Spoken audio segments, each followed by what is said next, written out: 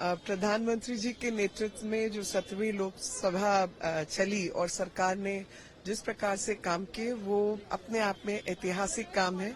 और मैं आज यही सोच रही थी कि हमारी जो जनरेशन है 17वीं लोकसभा वाले, वो कुछ खास लोग हैं क्योंकि उनके समय में जो कुछ घटा है ना वो पहले घटा ना बाद में।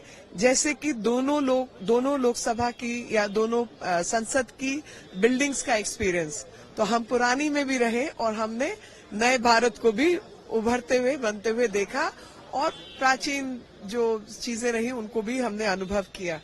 हमारी पीढ़ी ने अमृतकाल की शुरुआत भी देखी और अमृतकाल की नींव डलते भी देखी। हमने 75वां जो संविधान दिवस है वो भी देखा और 75वें संविधान के अधीन बने हुए नियम कानूनों का अमेंडमेंट भी देखा, क्रिमिनल लॉ अमेंडमेंट भी हमने देखा।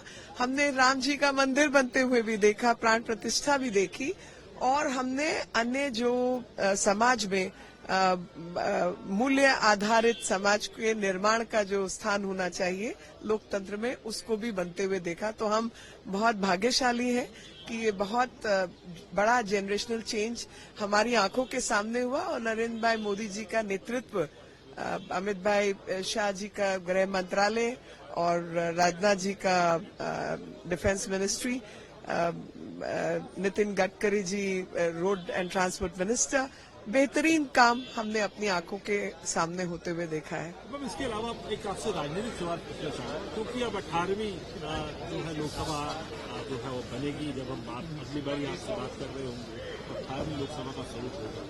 माना जाए कि आपसे इसी सदन में मुलाकात होगी आपसे और सरकार जो है जिस तरीके से आप आश्वस्त हैं, जिस तरीके से प्रधानमंत्री ने भी सदन में भी कहा था। देखिए, मैं एक बात जरूर कहना चाहती हूँ कि प्रधानमंत्री जी नरेंद्र भाई मोदी जी वापस इस सदन में आएंगे और देश का नेतृत्व करेंगे और हमारे जो विचार हैं उन विचारों से ओतप्रोत होते हुए भारत का जो भाग्य उदय का समय है वो हम अपनी आंखों से देखेंगे।